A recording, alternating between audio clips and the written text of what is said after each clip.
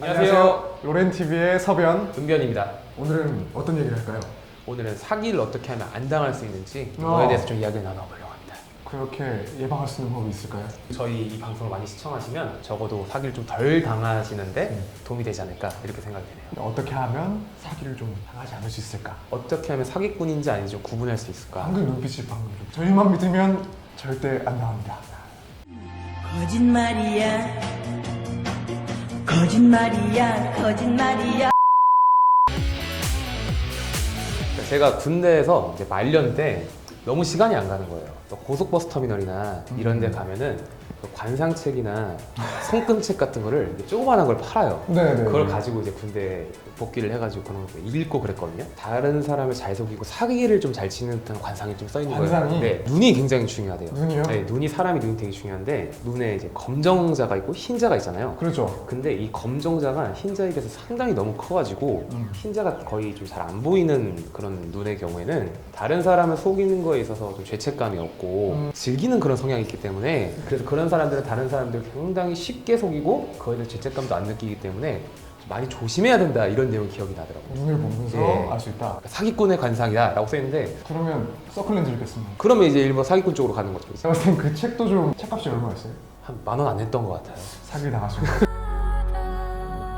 근데 대부분 사기 관련돼서는 빠지지 않고 등장하는 멘트가 고수익, 안정된 수익을 약간 좀 보장한다 이런 문구가 거의 안 빠지는 것 같아요. 지금 이걸 투자를 하면 몇 개월 동안 일정 금액을 너한테 줄 거다. 그리고 결과적으로 봤을 때 투자한 금액보다 훨씬 많은 금액을 회수할 수 있다. 나를 믿어라. 내가 너한테 사기 치겠냐. 우리 관계가 있는데. 잘은 모르지만은 왠지 들었을 때 있어 보이는, 네, 맞아요. 믿어야 될 것 같은, 밖에 사업이랑은 사실은 상관없는 이야기, 그런 얘기들 많이 하는 것 같아요. 그러니까 저 같은 경우에도 제가 아는 사람이 이제 사기 범행을 저지른 사람이 실제로 있었거든요. 그 친구가 연락이 온 거예요. 저한테 이 친구가 이걸 하면은 상당히 많은 정도의 수익을 얻을 수 있다는 거예요. 그리고 자기는 실제로 그걸로 좀 수익을 많이 얻었대요. 그 친구가 굉장히 갑자기 그 정도로 여유가 있는 친구는 아니었는데 명품을 많이 좀 입고 다니는 걸 봤었거든요. 명품. 그러니까 저한테 한 100만 원 정도 빌려달라는 거예요.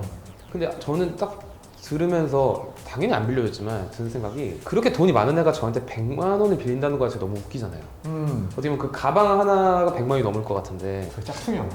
그 친구가 주변 사람들한테 항상 그런 식으로 좀 얘기를 했다고 하더라고요. 10억 아니 혹은 몇 억의 수익을 보장해 주겠다. 대신 나한테 1,000만 원을 빌려달라. 그럼 10배 이상의 수익을 보장하는 거잖아요. 이렇게 고수익이 날 거면 그 확실히 됐으면 은행 가서 대출을 받아서 그 돈을 다 박아서 대충을 한 큐에 딱 갚고 나머지 수익 자기가 가지면 되는 건데 이만큼 수익을 걷는다는데 빌린 돈이 너무 작은 거예요. 근데 제가 이거를 안 빌려주고 몇 년 뒤에 지나고 제 주위에 있던 다른 사람들이 그 친구를 신고하는 걸 봤죠.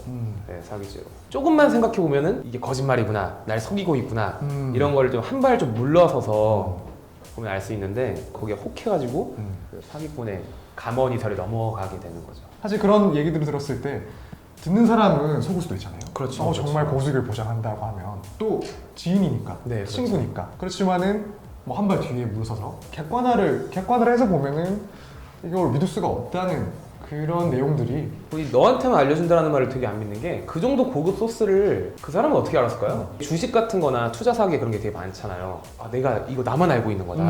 그럼 넌 누구한테 들은 데를 당연히 물어볼 수 있잖아요. 그 사람도 아, 나 아는 사람한테 들은 거야 라고 하는데 일단 그러면 신빙성이 떨어지거든요. 그런 멘트를 내뱉는 것 자체가 전형적인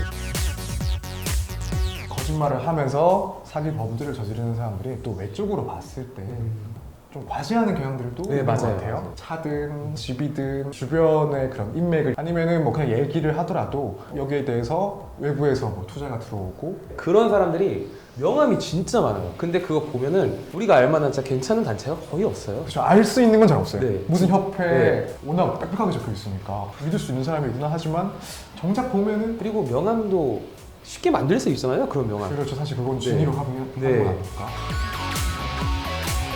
그렇죠. 너무 많죠. 사건 자체가 많아요. 많긴 하죠. 사기라는 범행은 고소 사건도 많고 피고소 사건도 너무 많고 재산 범죄 중에서 확실히 사기가 엄청 성행하는 것 같아요. 사실 근데 전 사기공화국이라는 말이 조금 어떤 분들은 이해하시기에 우리나라가 특별히 사기 범죄 자체가 많은가? 실제로 그런 사회들이 다른 나라에 비해서 많은가? 이렇게 생각하실 수도 있을 것 같아요. 이게 결국에는 고소를 하는 사건이 많기 때문에 우리가 사기공화국이야? 이렇게 생각하는 건 아닌지. 사실 사기 문제가 무척 애매하잖아요. 애매하죠. 네, 거짓말 해야 되고 네. 돈을 빌렸다면은 그걸 변제할 의사가 없었고 능력도 없었던 것들이 입증이 되는데 경우 단순히 생각하면 돈인데 속된 말로 합법적인 일을 하는 것보다 불법적인 일을 하는 게 더 쓰기 좋다 이런 이야기를 많이 하잖아요. 한 번에 많은 돈을 벌고 나 갔다 오지. 법률에는 상당히 뭐 무기징역까지 특경법에 이제 무기징역까지 처벌을 할 수 있다는 내용이 규정이 되어 있으니까 엄청 중한 정도의 형량을 선고받아야 된다고 생각하는데 우리나라가 유독 재산범죄에 있어서는 실제로 그러지가 않거든요. 국민들이 생각하기에는 생각보다 처벌이 약하잖아요. 약하죠. 그런 걸 보면서 사기를 치려는 사람들에게 굉장한 학습 효과를 좀 부여하고 있는 것 같아요. 아, 내가 이 정도 금액을 사기를 친다면 근데 저 사람 이 정도 사기 쳐가지고 금액 은폐했더니 물수 이 정도밖에 안 당했네? 그럼 나도 이거 어디다 숨기지. 어떻게 보면은 이제 고소를 하는 사람이 내가 이 정도 피해를 받았다는 걸 입증해야 하잖아요. 얼만큼 손해를 받았는지 입증하기가 생각만큼 쉽지가 않잖아요. 현금이 오갈 수도 있는 거고 약간 재물이 오갔을 수도 있는 거고 그러니까 자기가 입은 피해보다 상대적으로 좀 낮은 범죄만 저지른 걸로 인정되는 경우가 되게 많거든요. 어떤 분이 이제 뭐 살인자에게 살해를 당했다고 하면 이 사람을 다시 살려낼 수가 없잖아요. 사기죄와 같은 재산범죄는 그만큼 금원을 갚아주면 되는 거거든요. 일단 그런 그렇죠. 피해가 회복이 되는 거기 때문에 이 돈이 많은 사기꾼들은 이 정도 사기를 쳐놓고 문제가 될 것 같으면 돈 갚으면 돼요. 그리고 내가 잘못한 건 많은데 내가 온전히 피해 회복했다, 반성하고 있다, 선처를 베풀어달라 하면 다른 범죄에 비해서는 처벌을 좀 상대적으로 적게 받을 수 있는 것도 사실이에요. 그리고 또 그런 분들은 또 위조 이런 걸 엄청 잘하세요. 금전적인 피해도 받는데 입증하기까지 어려우면 혼자 소가리를 진짜 오래 하시게 되는 거죠. 나 이 정도 수익을 얻을 수 있으면 몇 년 정도 수감돼도 상관없겠다 이런 판단을 하는 것 같아요. 삼선이 같은 경우는 뭐 감옥에서 5개월, 6개월 있어야 된다. 사기를 생각하실 것 같으세요? 저는 변호사니까 하진 않을 것 같은데. 변호사니까? 맞습니다. 아니었으면? 저는 법을 준수해야 되는 사람이니까. 몇 억 정도면은 저는 아니 저는 절대 그러지 않겠습니다. 절대. 주법 정신이 또 투철한 사람이기 때문에. 피디님은 혹시 뭐 얼마면 저희가 나중에 상담을 요 근래 되게 재밌는 걸 봤는데 노르웨이에 극한 직업이 있어요. 핀 모양으로 생긴 섬인데 2년 동안 살아야 돼요. 인터넷 없어요. 15일에 한 번씩 헬기로 물자만 조달이 돼요. 2년에서 여기서 근무하고 나오면 10억을 줘요. 2년 네. 할 수 있냐 없냐고 했는데 할 수 있다가 되게 많은 거예요. 사기 아니에요? 아니요, 그러니까 노르웨이에서 이 직업인데 사기 아니에요? 그냥 2년 살고 오지 뭐 이렇게 생각할 수도 있지 않을까요? 저 그렇게 좀 생각하는데 뭐 옛날에는 그런 사기가 많지는 않았을 것 같긴 하거든요. 지금은 너무 많은 것 같아요. 제가 알고 있는 사례는 봉인이 선달. 금전적으로 여유가 굉장히 있는 분도 사기를 당하지만 정말 어려운 분들도 피해를 당하잖아요. 그래서 어려워서 이 상황을 어떻게든 타개해 보려고 그 절박함이 있으니까. 그리고 지인 같은 경우에도 인적 관계라든지 그리고 이 친구가 원래 좀 투자를 하고 있었다는 거를 알고 있고 그것 때문에 얘가 좀 경제로 괜찮은 형편이었다 이런 것까지 알고 있으면 한 번에 넘어가거든요. 이거는 원래 되게 은밀한 거라서 어떻게 알아볼 수가 없어. 나 믿고 한번 투자해봐. 야, 처음 이걸 탄다? 알았어? 투자하고 결국에는 모든 사기를 당하는 사람의 심리를 건드리는 것 같아요. 살면서 일확천금이라는 걸 꿈을 안 꿔본 사람이 없을 것 같아요. 솔직히 어떠한 꿈만 꿔도 복권을 사러 가야 되는 게 우리 어떻게 보면 나 이런 꿈 꿨어. 일확천금을 네. 꿈꾼다면 어떻게 보면 일확천금을 예상하는 것 자체가 그 사람한테 어떻게 보면 되게 기분 좋은 일인 건데 이 일확천금을 바라는 사람들의 심성을 이용한 범죄가 그래서 준비를 상당히 철저하게 해요. 어떤 자료 같은 걸 들고 와서 모르는 사람이 보면은 그럴싸한데? 사실 그 안에 있는 내용들은 우리가 확인할 수는 없어요. 맞아요. 이게 정말 신뢰가 가는 건지 내가 사실 저걸 확인할 수 없고 정확하게 몰라도 우선은 신뢰하는 경우들이 있다. 그럼요. 사람들 좀 잘 신뢰하는 경향도 있지 않나. 사람을 너무 좋아해요. 지인이니까 내가 도와줘야지 라고 생각을 해서 피해를 입으시는 분들도 있고. 저는 아까도 말씀드렸다시피 일단 잘 안 믿어요. 왜 그러냐면 세상에 공짜는 없는 것 같아요. 조금만 의심해보면은 예를 들어서 이러한 투자를 해봐라 라고 했으면은 그 수익이 정말 현실적으로 가능한 건지 좀만 의심스러운 태도를 가지면 알 수 있거든요. 저 이런 거 있잖아요. 아 그래? 그럼 너네 가족분들 몇 명 투자했어? 너 이거 어디서 들었어? 그분은 어디서 들으셨대?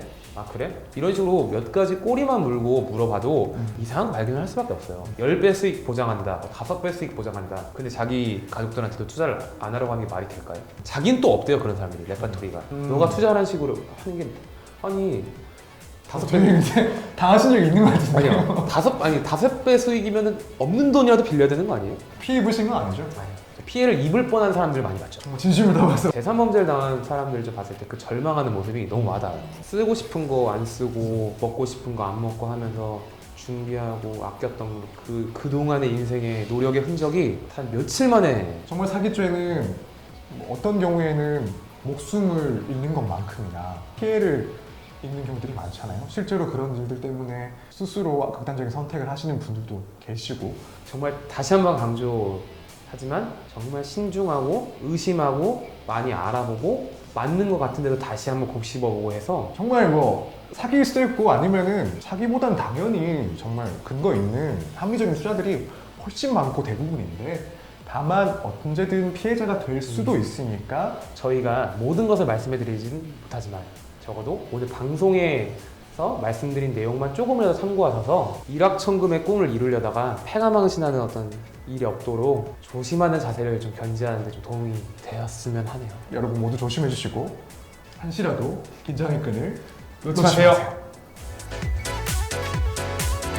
근데 어차피 그러니까 이 사람들은 처음부터 허위 내용이 기재는 계약서를 작성하겠다는 생각까지 일단 하고 들어와요. 결국에는 그 사람이 범행을 저지르고 그래서 수익을 뭐 다른 곳에 숨겨놓고 다 정리를 해놨다면 우리가 그 차용증 들고 가서 청구를 하더라도 법적으로 청구할 수 있죠. 그렇죠. 그렇지만은 결국에는 그 돈을 내가 회수할 수 있냐? 없죠. 회수할 수가 없어요. 세상을 모르는 사람, 세상을 너무 잘 아는 사람 모두 다 우리를 만날 수 있다. 사기는 테크닉이 아니다. 심리전이다. 그 사람이 뭘 원하는지, 그 사람이 뭘 두려워하는지 알면 게임 끝이다.